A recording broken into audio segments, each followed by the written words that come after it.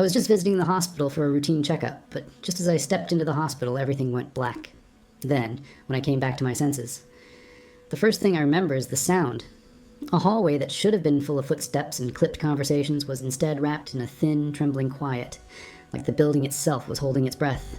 I had landed in the early 1980s, inside San Francisco General Hospital, and even before my eyes adjusted to the fluorescent haze, I could feel something prickling at the base of my neck, a kind of hush that didn't belong in a place where life and death were usually loud. I didn't know yet whose voices I would hear, or what faces I would see. I only knew the sign on the door in front of me had been hastily taped up, its marker-written letters slightly smeared as if someone had written them with shaking hands. I stood there, barely daring to breathe, the smell of antiseptic and old floor wax bleeding together. A nurse's shoe squeaked somewhere down the hall, but she never came near this wing. It was like a shadowed pocket of the hospital had been carved out, sealed away, left to itself. Behind the door was Ward 5B, the first AIDS ward in the world. I was about to walk into it. I placed my hand on the metal push plate, cold against my skin, and for a second I hesitated. Not out of fear for myself, but at the weight of what this moment represented, for millions of people who didn't yet know what was coming. Then I pushed the door open and stepped inside. The air changed immediately. A faint hum of machines mixed with the soft exhale of oxygen lines. Voices, low, careful, blended together like a kind of murmured prayer. The fluorescent lights above me buzzed faintly, flickering in a few spots as if they were tired. Everything felt dimmer here, even though the bulbs were the same as the rest of the building. Maybe it was the atmosphere. Maybe it was the weight of fear. I walked past the nurse's station first. It was smaller than I expected, just a narrow desk with a few clipboards stacked unevenly. Behind it stood a nurse with short, dark hair, her eyes focused intensely on a chart. Her hands were gentle but sure, the way someone has hands get when they've been forced to learn calm in the middle of a storm. She didn't look up at me. No one would. I wasn't really here, but I saw the way her shoulders lifted, and fell slowly, as if she was reminding herself to breathe between tasks. I moved down the hallway, the rubber soles of my shoes pressing softly against the dull tile. The rooms were open, no closed doors, no isolation barriers, and it hit me that this was intentional. The staff here had chosen to embrace their patients at a time when the world outside was recoiling in fear. They didn't hide. They didn't turn away. A man lay in the first bed I passed, maybe in his early 30s, though illness had thinned him enough to make guessing difficult. His breathing was shallow but steady. His skin had a grayish pallor, stretched tight across sharp cheekbones, but his eyes were open, watching the ceiling. On his bedside table sat a wilted flower in a plastic cup and a photograph of him with another man, both laughing, sunlit, alive. A lover. A partner. Someone who might no longer be allowed in the room depending on the day. I stood there for a moment, listening to the rhythmic hiss of the oxygen line, feeling the quiet around him. He blinked slowly as if each movement cost him something. And though he never saw me, I felt like I was intruding on a fragile moment held together by breath. I moved on, my chest tight with a mixture of sorrow and a strange admiration I didn't yet fully understand. Farther in, the ward opened into a larger room with several beds, each spaced purposely apart, though not too far. There was a sense of community even in the arrangement. This wasn't a place where patients were abandoned to face death alone. This was where they came to be seen, to be touched, to be cared for without fear. A volunteer sat beside one of the beds, holding a young man's hand. She was reading aloud from a book, her voice soft and steady, filling the room with a kind of warmth that seemed impossible in such a clinical place. The young man's eyes were closed, his breathing slow, but there was a faint smile at the corner of his mouth as she read. I watched her for a long moment. I knew from the history I carried with me that volunteers like her had been among the first to walk into this ward when so few others would. They were activists, nurses, partners, friends, people who refused to let these men fade away without human touch. They held hands when families wouldn't. They bathed bodies when others were terrified. They read stories in soft voices under harsh fluorescent lights because sometimes that was the only comfort left. The volunteer paused after a paragraph, lifted her eyes, and brushed the man's hair back gently. Her touch was tender, almost reverent. The room seemed to breathe around them, alive in its quiet. I moved again, drawn by the sound of laughter, an unexpected, startling thing in a place like this. I followed the sound to a pair of men talking softly near a window. One sat in a wheelchair, a blanket draped over his legs, the other perched on the edge of the windowsill, swinging one leg idly like he was visiting a friend in a dorm room instead of a hospital ward feared by half the world. "You still owe me $10, the man in the wheelchair said, his voice thin but playful. "I owe you nothing," the other man shot back, grinning. "You cheated." "I was literally dying," the first man said dryly. "That doesn't make you good at cards." They both laughed, the kind of laugh that comes from deep inside, the kind that keeps you alive a little longer. I felt something twist inside my chest. Humor here wasn't denial, it was defiance. It was survival.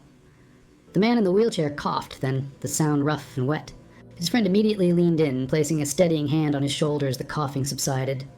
When it was over, the man's eyes were wet, and not from laughter, but he still smiled. They had carved out a pocket of normal in the middle of despair. I drifted toward the nurses again, needing to understand more of what kept this place alive. A nurse was adjusting the IV drip of a patient whose face was lined with fatigue. She moved with practiced efficiency, but spoke softly to him, explaining what she was doing even though he might not have had the strength to respond. Another nurse came around the corner carrying a tray of medications. Her eyes were red-rimmed, either from exhaustion or from something deeper, but she kept moving, step after step, because this war didn't allow for stopping. Not emotionally, not physically, not spiritually. As she passed me, I caught the faint scent of lavender lotion. A small detail, but it grounded her in a way that made the scene even more human. Someone who tried to hold on to small comforts while working in a place where so much was slipping away. A young doctor stood at the whiteboard near the nurse's station, scribbling notes with a marker that squeaked faintly. His posture was rigid, but I could see the fight in his eyes. He was one of the first physicians to step into this ward and refuse to step back. He treated patients not as lost causes, but as humans still deserving of care, dignity, and hope. He turned, glancing at one of the charts on the counter. His brow tightened. Even though he couldn't see me, I felt the weight of his frustration, the helplessness of working in a time before treatments, before answers, before the world understood what this virus was. I walked farther down the corridor, stopping at the last bed in the corner. A man lay there, his breath shallow, his skin pale. At his bedside sat an older woman, his mother, I realized. Her eyes were swollen from crying, but her hand held his tightly, as if willing him to stay. This wasn't the era when families always came. Many patients died with their partners barred at the door, their families having turned away. But this mother stayed. Her thumb stroked the back of his hand again and again, a movement so instinctive, so ancient, that it made my throat tighten. She whispered something too soft for me to hear. Her voice cracked once, a sound that seemed to ripple through the room like a tiny breaking wave. I knew this ward had seen so many moments like this, love and loss braided together, human and heartbreaking. As I stood there, the lights flickered again, just slightly. The hum of a machine deepened. Somewhere behind me, a nurse called for assistance. Voices lifted, quiet but urgent. The atmosphere shifted. Something was happening. I turned toward the sound, my pulse quickening. The ward, already tense, seemed to draw in another breath as if waiting. I stepped back into the hallway, eyes scanning for the source of the urgency. A doctor hurried past me. A volunteer stood suddenly, her book falling closed on the bed. The man in the wheelchair straightened with effort, his friend's hand tightening on his shoulder. A nurse's footsteps quickened toward the far room. Something had changed, and the air felt heavier.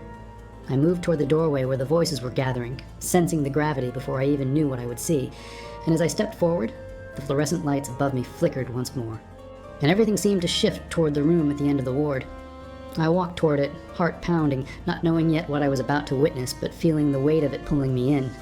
Then I crossed the threshold, and the moment I saw what was happening inside, I understood.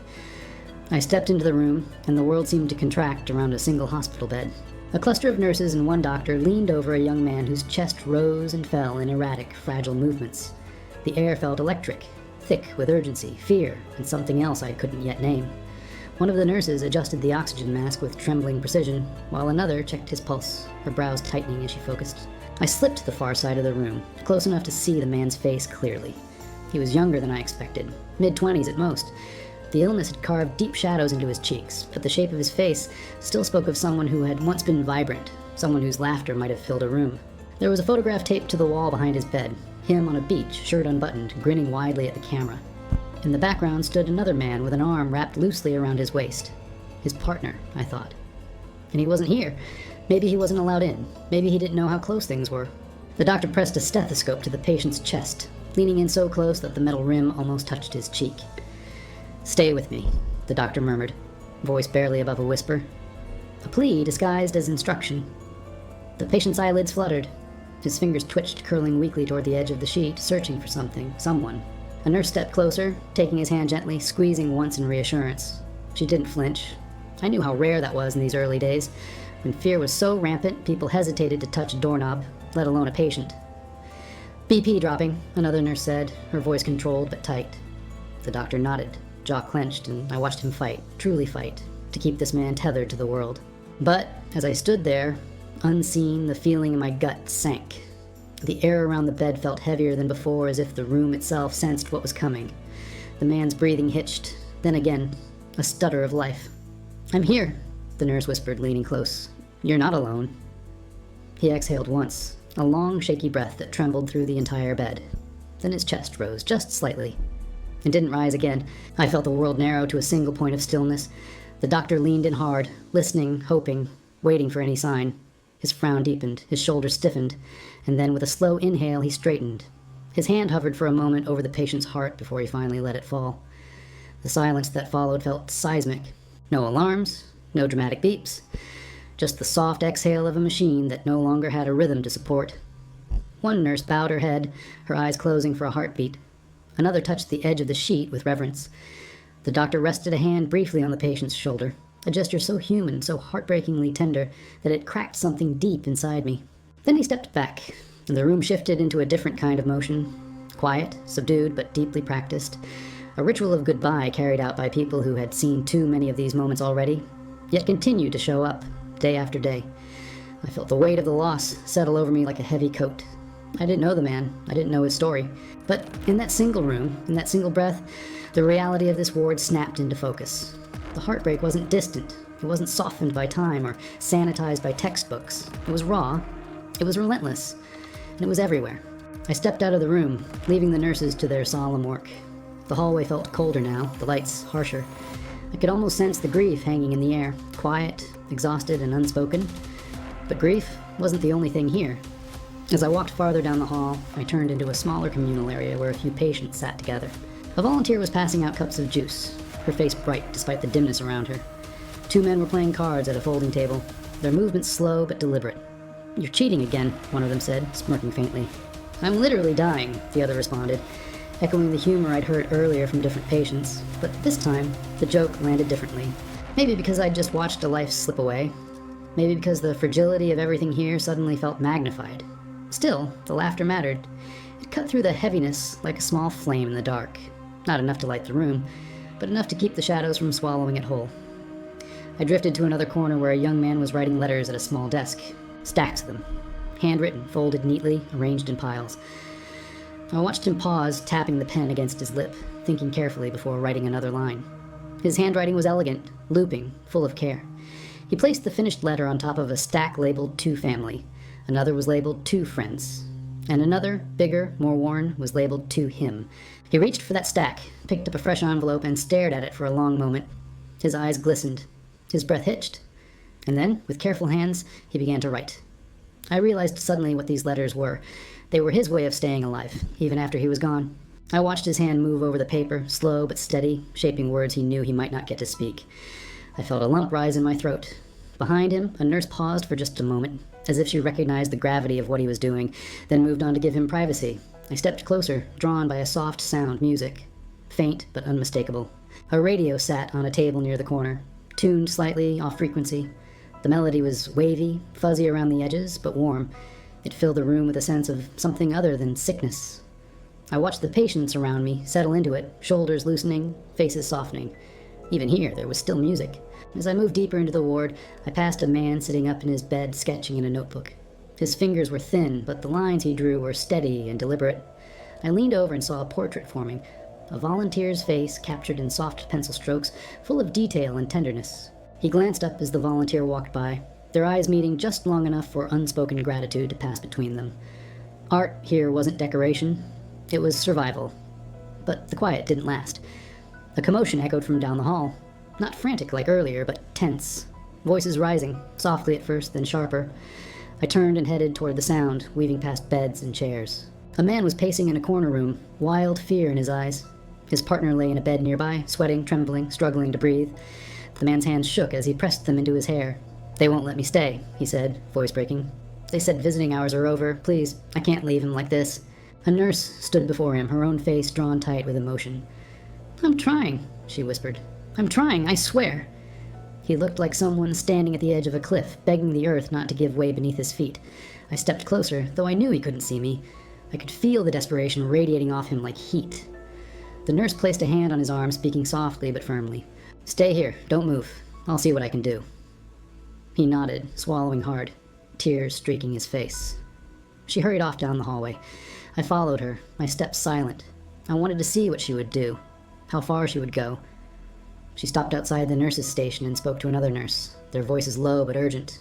I couldn't hear everything, but I understood enough. Rules were rules.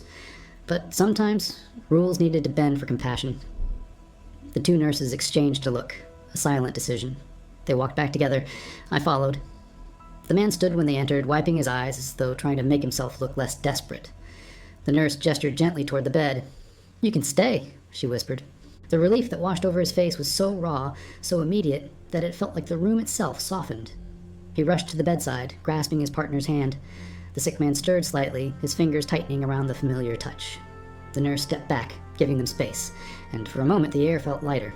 Not because things were better, they weren't, but because love in its quietest form had been allowed to stay. I lingered in the doorway, watching them. The machines hummed. The bedside lamp cast a soft yellow glow over their hands. It was tenderness in a time of terror, hope in a place built from loss. And then, from the far end of the ward, a voice rose, urgent again. Another nurse calling out. Another rush of movement. Something was happening. Again. I turned, drawn by the shift in the atmosphere, the sense of building tension, the unsteady rhythm of a ward that never slept. As I stepped into the hallway, footsteps echoed, growing louder. A doctor hurried past, his coat flaring behind him. A cart rattled.